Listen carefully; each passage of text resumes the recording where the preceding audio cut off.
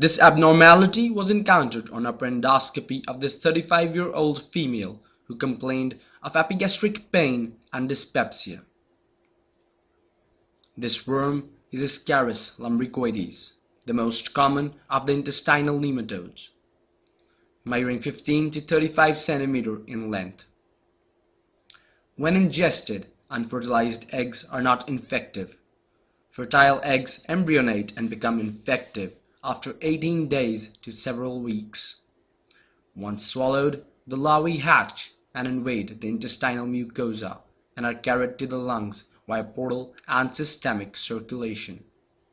After maturing in the lungs in about 2 weeks, the larvae penetrate the alveolar walls and ascend the bronchial tree to the throat and are swallowed.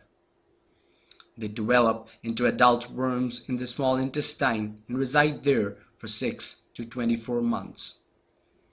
They can remain asymptomatic, cause intestinal obstruction, migrate to the appendix or biliary system, and very rarely migrate to the stomach, where they cause pain, dyspepsia, and at times is vomited out. As seen here, the grasping forceps is inserted. The worm was grasped, and it was removed along with the scope.